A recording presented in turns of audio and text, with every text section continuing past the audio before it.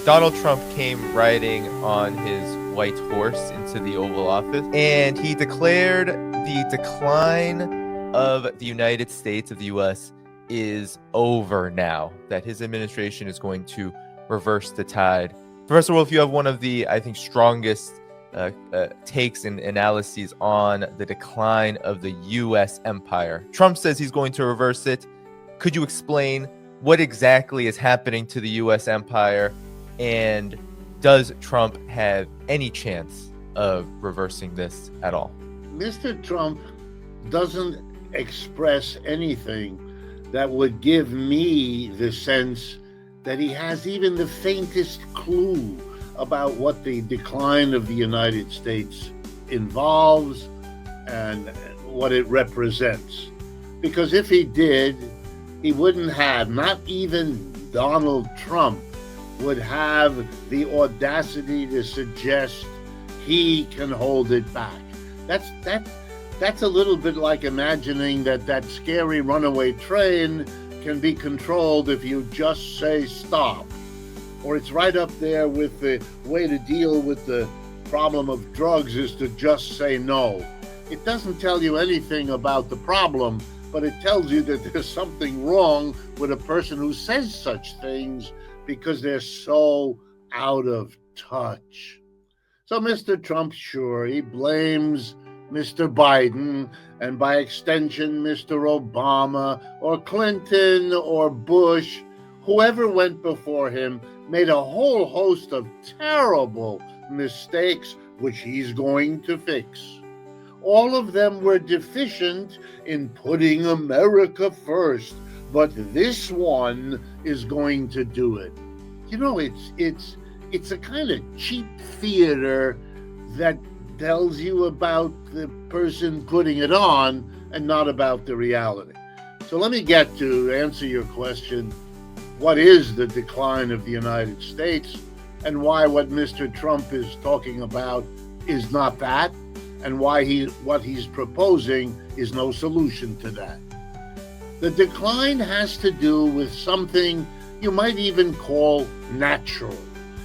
And by that I mean every empire that the world has known, from ancient Greece, Rome, right on to the modern one, and indeed the one that gave birth to the United States, namely the British Empire, of which the United States was once a minor colony. Never as important to Britain as India was, never as important to Britain as much of Africa, particularly in the north, was, but an important part that it fought a war to keep, the Revolutionary War of the 18th century. Okay, the United States inherited the empire from the British. By the end of the 19th century, and certainly by the time of World War I in the 20th century, Britain's empire was in decline and the American empire was rising to replace it. And the rise of the American empire went across the entirety of the 20th century. It was a good ride for the United States in the sense that across the rise of the empire, almost all boats were lifted. White Americans, at least, enjoyed rising incomes, rising job opportunities, better housing, public schools in the middle, and so on. The 20th century was a remarkable good time for the United States because we lived in a rising empire. By the time of the 21st century, now, the last 20 years, what we should have known was coming arrived. Every empire that went up went down eventually. Every one, no exceptions.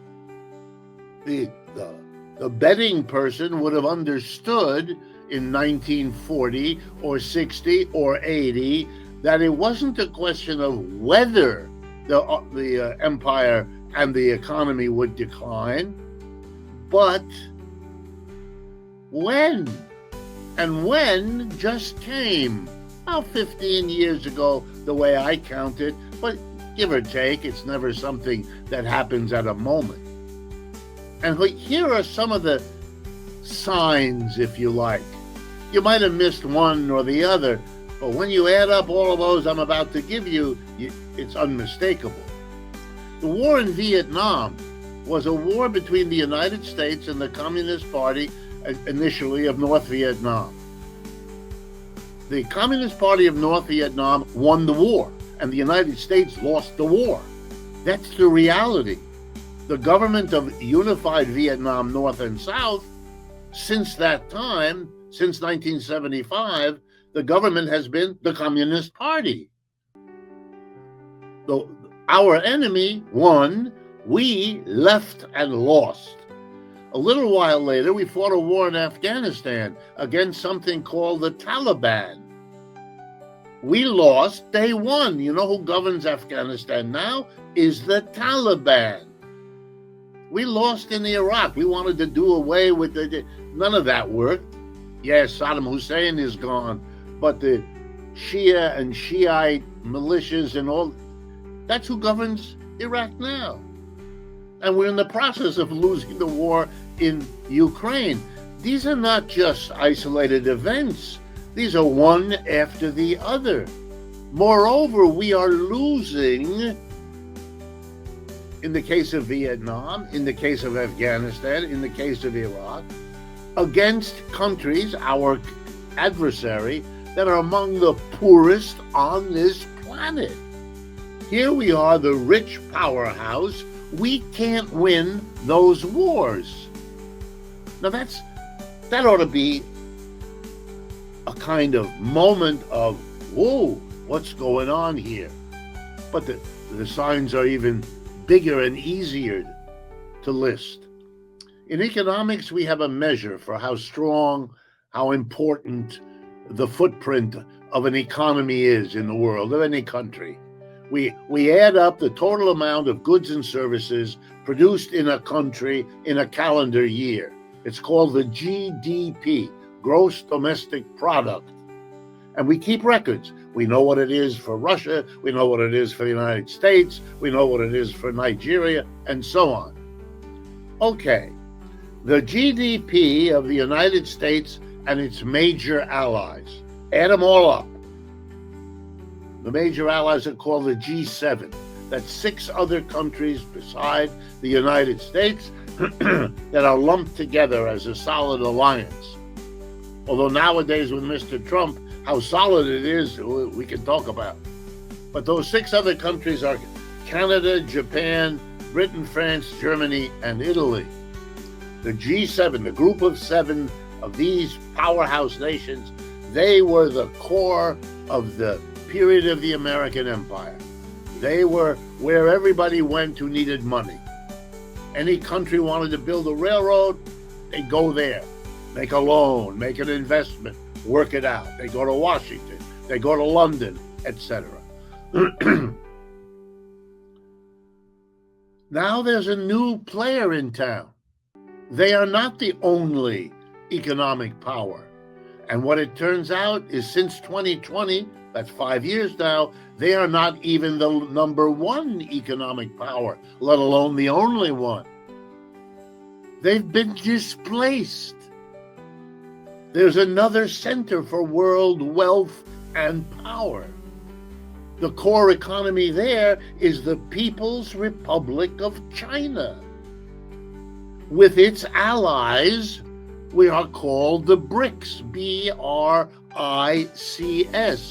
Brazil, Russia, India, China, South Africa, to which a whole bunch of other nations have been added. Now I count them about 22 altogether. And what's interesting about these 22 is that together, their GDPs, if you add them up, are significantly bigger than what you get if you add up the GDPs of the G7, the United States and its allies. For the United States and its allies, you add it up, it's about 28% of the world output. If you add up the GDP of the BRICS, it's about 37% of the world's output. That's where the wealth is concentrated in the world today, not in New York and London. And you know what? It's showing up everywhere. Every African country thinking about building a railroad, do they go to Washington and London to get financing, to make arrangements? Sometimes. But they can play these two powerhouses against each other, and they all do. They then go to Beijing or New Delhi or somewhere, and they see if they can get a better deal, which they often do, which is why railroads right now in Africa are being built more by them than by the G7. And I could go on and on and on. The International Monetary Fund, an institution set up by the United States and the G7, and faithful to them, and supportive and biased toward them, issues an annual list of how each economy is growing. Not how much GDP they have, but how is that GDP growing? They released, this last week, they released their numbers for the year 2024 just completed. The United States economy grew 2.8%. Right? The Chinese economy, 5%. That's almost double. In other words, the gap is growing. India's growth, according to the International Monetary Fund, in 2024 will be about 7%. That's almost 3 times the rate of, in other words, the gap between them is getting bigger. That's because we are, relative to them, declining. It's really kind of straightforward. It has to be understood just how powerful it is. Just because of time, one example. The United States decided that it could not dare fight a war with Russia in the Ukraine using nuclear weapons, because then we all die and the game, the absurd game, is over. So what could they do? Conventional weapons. It became quite clear really early on that that wasn't going to work either. The Russians have a lot of them, and some of those that the Russians have are better than what the West has. Painful to learn, another sign of decline. So what did they do? They decided to hit Russia with sanctions. We wouldn't buy their oil and gas, upon which the Russian economy is quite dependent. The Europeans were lined up. We will not allow your gas and oil to come. As if to make it crystal clear, somebody blew up the Nord Stream pipeline there, so it literally could not come because the pipeline was destroyed. Well, what happened? Miscalculation. What kind of miscalculation? Turns out the Russians could sell their oil and gas somewhere else. If the Europeans didn't buy it, they would sell it to India and China, which absorbed it all. No problem. The West hadn't figured it out. The West hadn't planned. The West hadn't seen that possibility. So with all the sanctions, the war got lost anyway. Mr. Biden said, we'll bring Russia to its knees. It didn't happen. The Russian ruble will collapse. It didn't happen. The biggest economic fallout from this war against Russia was the European economy, which is in very deep decline as we speak. It meant that the calculators in Washington, who thought that the sanctions war would solve the problem, didn't understand the decline of the American economy. Mr. Trump cannot reverse any of this. The idea that he should have such power is a kind of megalomania which even he doesn't quite rise to, although I may be wrong about that. He can't. The best he can do would be to be honest with the American people.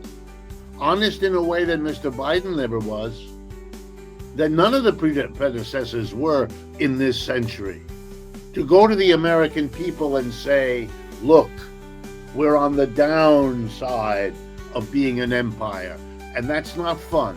But let's think about how we can do best as a society, as a community, managing this, and that'll be better off than if we allow what's going on now to continue. And what's going on now is also typical empire decline. When it happens, the rich and the powerful are in a position to hold on to what they've accumulated. It's the rest of us, the middle and the lower classes, upon whom the costs of decline are offloaded. And that's what's happening in America. Let me give you the most glaring example. We have a minimum wage, a federal minimum wage, designed to protect the poorest of the poor. And the federal minimum wage in this country is $7.25 an hour. And believe me, if that's what you're paid, you're a poor person. But that's what we have. The last time it was raised by the people who run this country, the U.S. Congress, was in the year 2009, which means in the last 16 years, and in every one of those 16 years, prices rose in America, which meant that the $7.25 per hour that those poor millions got could afford fewer goods each year. We have, as a nation, savaged the people at the bottom. What kind of country does that? Try. I live in New York City. Try to live in New York City on $7.25 an hour. There'll be so much money at the end of so much month at the end of the money that you'll be standing around supplementing your income with a cap in your hand and hoping against hope that you don't freeze to death. This is an what is going on? Mr. Trump is apparently going to cut social programs. Okay, that's what is really accommodating the decline that he pretends isn't there, and which he is going to reverse by saying as often as possible, America first, or by such profound acts as changing the name from the Gulf of Mexico to the Gulf of America. I mean, it is childish what's going on here. A childish inability to face the problem, coupled with theatrics instead of a serious program. I want to remind everyone, we just had a presidential election in which neither candidate on either side said a word about we are facing a declining empire. Not a word. This is a country that is engaged in what psychologists call denial. You know what they mean by that? It's when a love relationship that's important to you goes south, it goes on the rocks, it falls apart, as those things sometimes do. And then there's that weird moment when one of your friends finally lets you know that that's the thing, and you feel bad, not only because the relationship is broken, but that you were the last one to kind of figure it out, because you denied it. There were lots of signs of what he or she said or did or didn't say or didn't do, but you missed them all because you wanted to hold on. It's understandable. I understand it. I'm an American, born and lived and worked here all my life, and I'm surrounded by fellow Americans, but I'm afraid I'm the one that has to say to them, look, here's the problem. Mr. Trump's bloviating bluster, that's not an act. That doesn't even admit the problem is there, let alone have a solution. You're going to grab the Panama Canal? You know what that's like?